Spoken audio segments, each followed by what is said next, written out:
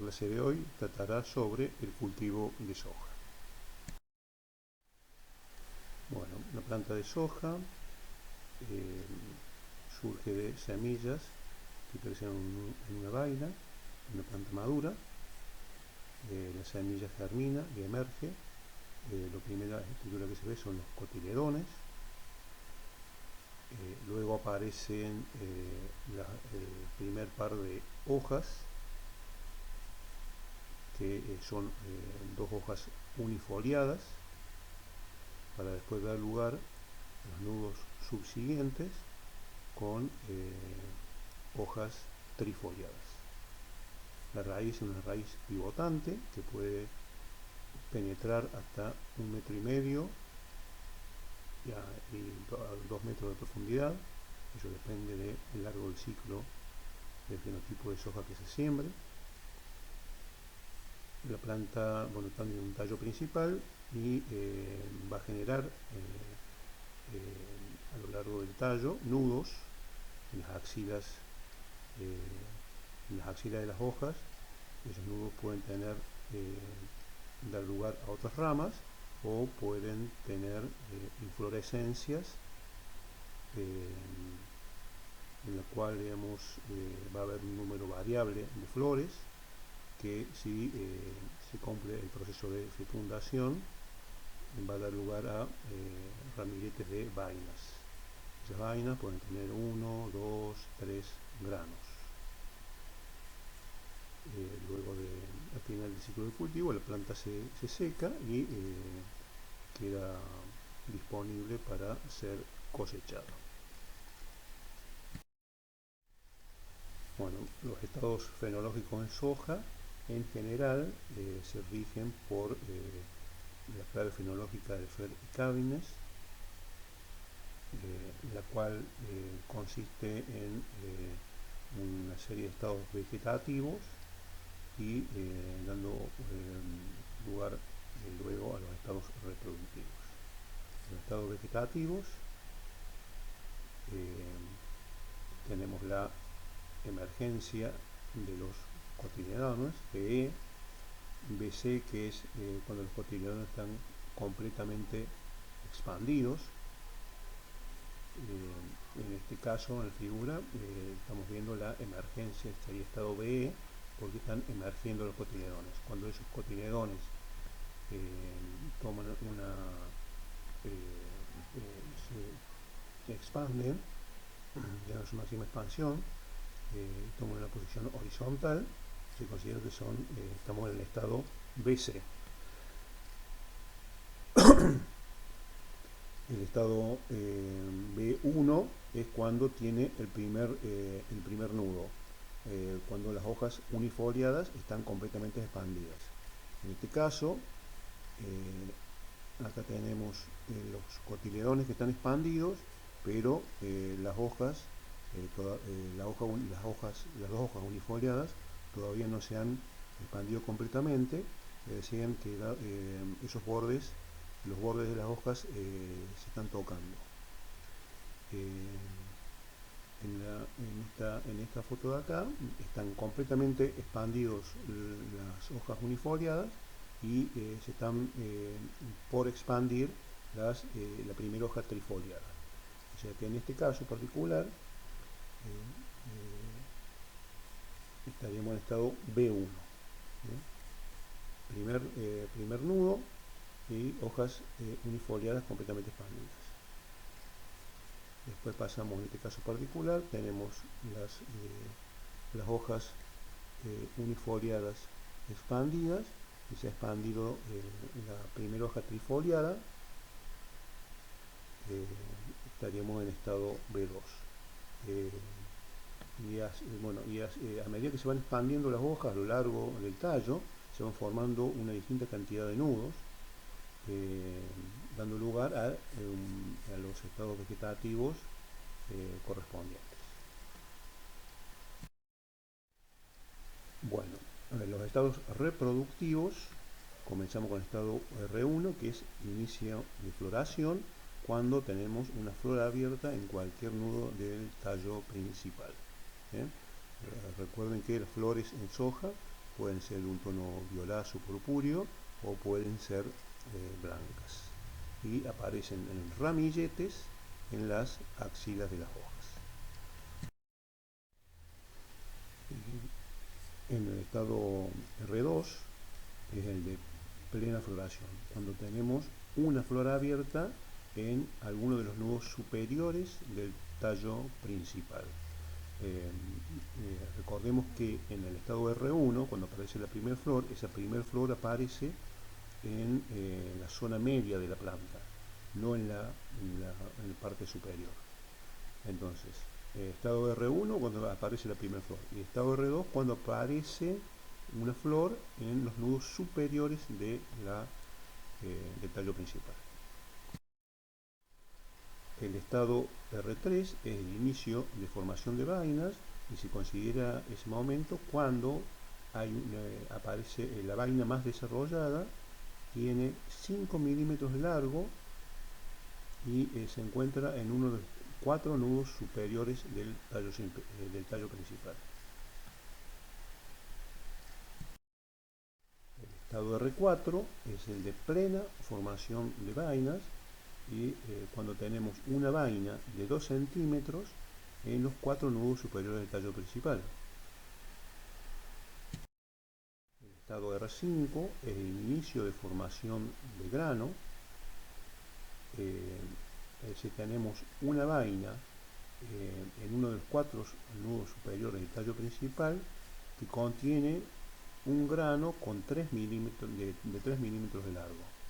Entonces acá, cuando en los 4 nudos superiores del tallo principal la vaina más desarrollada tiene en su interior semillas o granos con 3 milímetros de largo, ya consideramos que está en estado R5, es decir, inicio de formación de granos.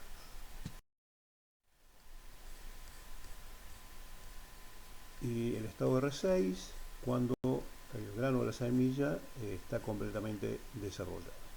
Acá quiero aclarar que por ahí usamos el término grano o semilla como indistinto. En realidad, un grano, si bien se refiere a la misma estructura, un grano es algo que va a tener un destino de procesamiento como alimento o para el fin que haya sido producido, y consideramos que esa estructura se considera semilla cuando el destino de eso va a ser la siembra de otro cultivo. Bueno, en el estado R6 sería el de semilla o grano completamente desarrollado, y es cuando tenemos una vaina en los nudos superiores del tallo principal que contienen semillas ocupando la totalidad de su interior. Cuando la vaina está completamente ocupada por las semillas en crecimiento. Acá este tamaño de semillas no significa que haya alcanzado su máximo peso la semilla, sino que bueno, está, digamos, con un altísimo porcentaje de humedad.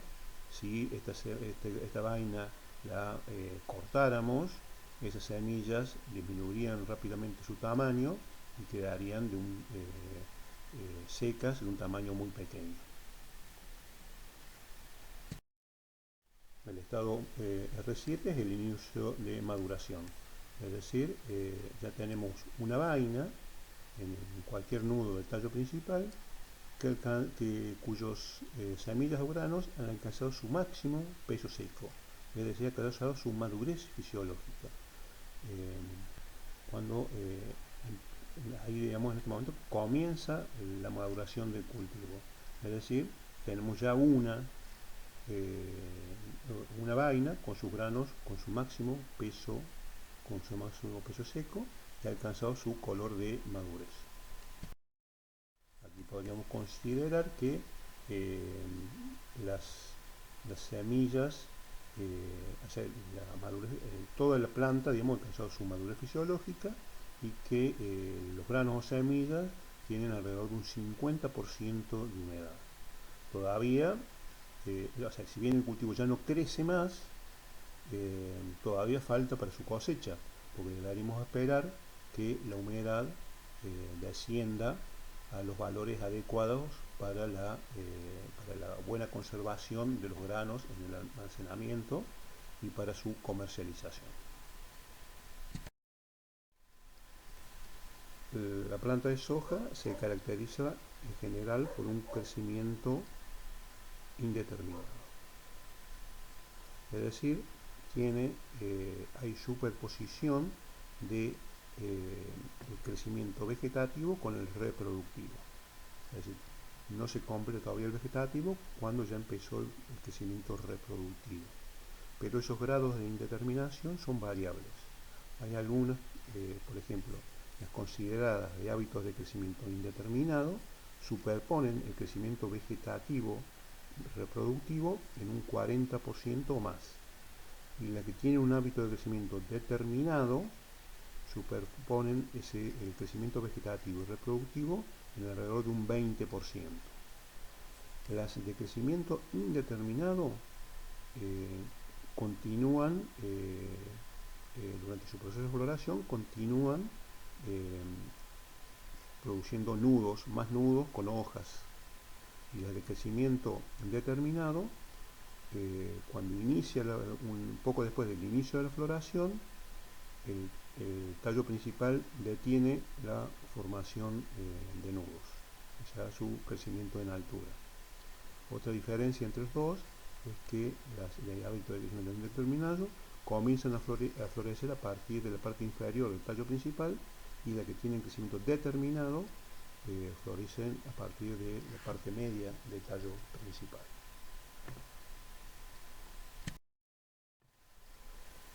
¿Cómo influencia la temperatura y el fotoperíodo sobre los distintos estados vegetativos y reproductivos de la planta de soja? Bueno, como ya se afirmó en la clase de desarrollo, la temperatura es un factor universal para el desarrollo de los seres vivos. En este caso afecta la temperatura. Mientras más temperatura disponga el cultivo, más rápidamente se van a producir las distintas etapas y los distintos estados. Más rápidamente se va a desarrollar el cultivo, y eso, el efecto de la temperatura, es a lo largo de todo el ciclo. Y la soja se caracteriza por ser una planta de días cortos, y ese efecto del fotoperíodo se da desde muy temprano en el ciclo hasta prácticamente el final de su ciclo. Es decir, al ser una planta de día corto, esto es lo que produce que el desarrollo del mismo se acelere cuando los días tienden a cortarse. Y si los días se alargan, el desarrollo disminuye. Esta combinación de temperatura y fotoperíodo va a dar lugar a que la soja tenga distintos grupos de madurez adaptados a distintas latitudes de la República Argentina. Durante el ciclo del cultivo vamos a tener primero los estados vegetativos, para dar lugar después a la manifestación de los estados reproductivos, hasta que la planta llega a su madurez fisiológica, y posteriormente, a medida que se van terminando de secar los granos, va a ser sometida a cosecha. Durante la primera etapa, lo que vamos a generar desde la siembra, vamos a generar hojas y nudos. La planta va creciendo en altura, cada vez tiene más hojas, cada vez tiene más nudos. Esas hojas, ¿para qué nos van a servir? Para interceptar la radiación solar, de tal manera de que a medida que tengamos más índice de foliar, vamos a tener mayor tasa de crecimiento,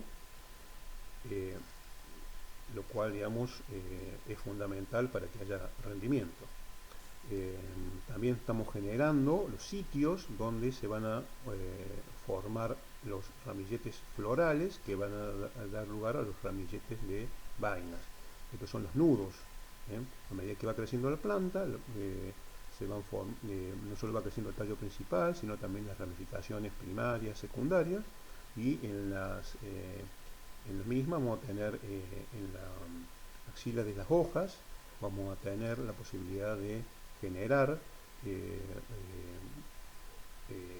ramificaciones o inflorescencias con vainas, lo cual después esas vainas van a contribuir al rendimiento. Por lo tanto, es muy importante un adecuado crecimiento en esta etapa, por un lado, porque estamos generando la intercepción de radiación para mejorar la tasa de crecimiento, y porque además vamos a tener mayor cantidad de sitios potenciales donde se van a ubicar las vainas. A partir del R1 y hasta R6, esto es una etapa donde se desarrollan lo que son las flores. Desde la primera flor, digamos, hasta la última flor, acá vamos a tener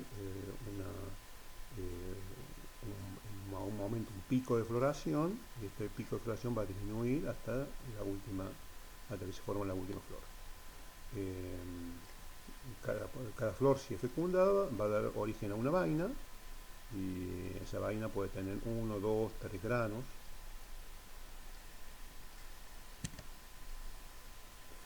A partir del estado de R3 tenemos lo que son la formación del número de vainas y del número de granos, y esto se extiende hasta aproximadamente R6. Y a partir de R5, en que ya hay algunas vainas que empezaron a llenar sus granos, comienza la etapa de llenado de grano, que se prolonga hasta el estado R8. Vamos a distinguir una etapa que va del estado R4 al estado R6, que consideramos el periodo más crítico para la determinación del rendimiento del cultivo de soja. En la etapa, digamos, en la cual se está produciendo el componente de rendimiento más importante del cultivo, que es el número de granos, en la etapa de formación del número de vainas y formación del número de granos. ¿Cuáles son los componentes numéricos del rendimiento en soja? Tenemos el número de granos y el peso de granos. Estos son los principales componentes. A su vez, el número de granos depende primariamente de la cantidad de plantas que tengo por unidad de superficie, de la cantidad de nudos por planta que se forman, de la cantidad de vainas por nudo y de la cantidad de granos por vaina. Es decir, los dos primeros, planta por unidad de superficie y nudos por planta, me va a dar la cantidad de nudos por unidad de superficie,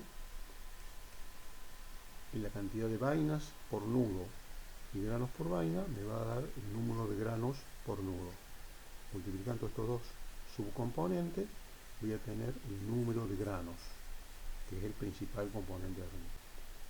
Y después el otro componente de rendimiento importante es el peso de granos, cuyo valor va a depender un poco de la tasa de crecimiento y de la duración del crecimiento.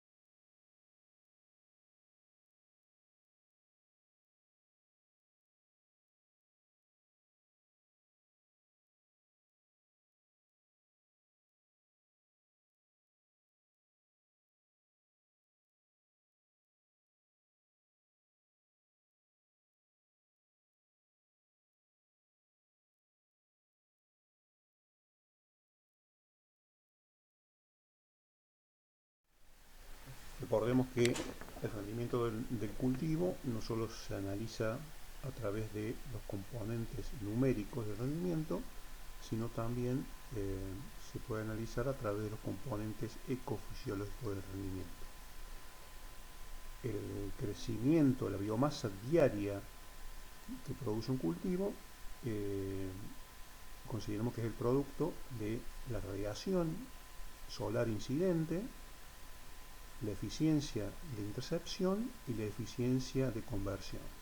La radiación solar incidente es función de la latitud en la cual está ubicado el lote y la época del año, por lo tanto es manejable a través de la fecha de siembra. La eficiencia de intercepción es función del índice de área foliar, de la estructura de la canopia, de la densidad y la distancia entre hileras. Y la eficiencia de conversión, es decir, de toda la radiación interceptada por el cultivo, cuánto se va a convertir en materia seca, es función de la temperatura y del genotipo. Por lo tanto, también tiene que ver desde el punto de vista del manejo, de la fecha de siembra y de la elección del genotipo. La biomasa acumulada durante el ciclo por parte del cultivo va a ser el producto de la biomasa que pueda generar diariamente por la duración del crecimiento. Y la duración del crecimiento en función de la temperatura, en el caso particular de soja también del fotoperíodo y del genotipo. Si un ciclo corto, un ciclo largo, puede afectar la duración del crecimiento, por lo tanto la biomasa acumulada durante el ciclo. Y el rendimiento va a ser en función de la biomasa acumulada durante el ciclo por el índice de cosecha, es decir, qué proporción de toda la materia seca acumulada se convierte en rendimiento en grano.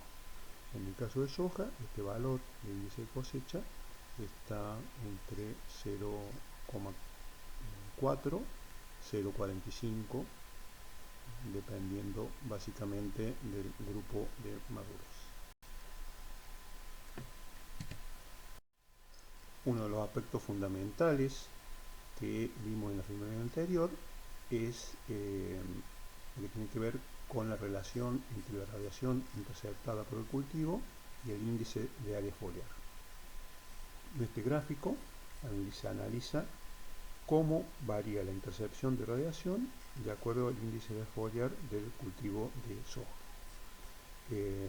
Desde el momento que se siembra, en que el índice foliar es 0, a medida que emerge y va produciendo las primeras hojas, el aumento del índice de foliar hace que la intercepción de la radiación sea cada vez mayor. Llega un momento en que el aumento del índice de foliar hace que la intercepción de radiación se ralentice, ese aumento se ralentice, va a seguir aumentando la intercepción de radiación, pero cada vez a un menor ritmo, hasta que en algún momento llega a su máximo, y lo cual permanece estable en ese máximo cercano al 100%. Eso se mantiene por un determinado tiempo, puede ser hasta el final del cultivo, o en el caso en que se vayan perdiendo hojas por senescencia, ese valor de intercepción puede ir disminuyendo. Otro factor que puede hacer que la eficiencia de intercepción disminuya al final del ciclo es la presencia de enfermedades de fin de ciclo que afectan la superficie foliar de las hojas. Acá hay un concepto interesante que es el de IAF crítico. Se considera este es el índice de foliar que permite el 95% de la intercepción de la radiación, es decir, prácticamente toda la radiación incidente va a ser interceptada por el cultivo. En el caso de soja, este valor de índice de foliar crítico se alcanza cuando el índice de foliar está entre 2,5 y 3. El objetivo del manejo de la densidad y del espaciamiento entre hileras va a ser lograr que el índice de foliar crítico el cultivo lo alcance cuando comienza el periodo crítico del cultivo. Recordemos que el periodo crítico empieza en el estado R3. Entonces, deberíamos, a través de la densidad de siembra y el espaciamiento entre hileras, lograr que en ese momento el cultivo alcance el índice de foliar crítico, que es el índice de foliar que va a permitir el máximo crecimiento del cultivo. Recordemos que en el periodo crítico se forman el componente más importante del rendimiento del cultivo, que es el número de granos. Por lo tanto, ese número de granos se va a maximizar si el cultivo está creciendo a una tasa de crecimiento lo más alta posible.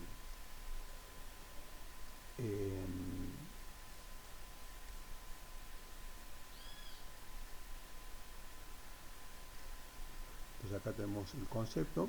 El índice de foliar crítico se encuentra entre 2,5 y 3 y depende de la estructura de la planta, la densidad de siembra y del espaciamiento entre surcos. ¿Cuánto es el rendimiento que se puede alcanzar con un cultivo de soja? Bueno, entonces podemos plantear, digamos, 3 niveles, así como lo hicimos en clases anteriores. Un rendimiento promedio de todos los productores. Estamos hablando a nivel del país, rendimiento medio de 30 quintales por hectárea. Podemos hablar de otro nivel, que sería el rendimiento alcanzable. Esto hace referencia a el rendimiento que se puede alcanzar con el cultivo de soja en un año donde las condiciones climáticas son las normales, es decir, no tenemos eventos fuera de lo normal, es decir, extrema sequía, granizo, bueno, y es el rendimiento que se puede obtener aplicando la tecnología disponible de manera correcta. Y en eso estamos entre los 45 a 50 quintales por hectárea. Esta diferencia entre el alcanzable y el actual es lo que se denomina brecha tecnológica. Es decir, digamos, este sería el rendimiento medio, es lo que se logra actualmente, digamos. El alcanzable sería aplicando la tecnología correctamente. La diferencia entre ambos sería la brecha tecnológica. Y podemos hablar de otro nivel de rendimiento que sería el potencial. Es decir, cuando en una zona determinada, con un suelo determinado, un genotipo determinado, se le ofrecen al cultivo todos los recursos que necesita para su crecimiento. Es decir, no le va a faltar agua porque va a tener riego, no le va a faltar ningún nutriente y se va a aplicar la tecnología en su máxima expresión. Por eso se llama rendimiento potencial del cultivo. En la situación en la cual no le va a faltar nada, se le da todo al cultivo. Y estamos hablando de 80 a 90 quintales por hectárea.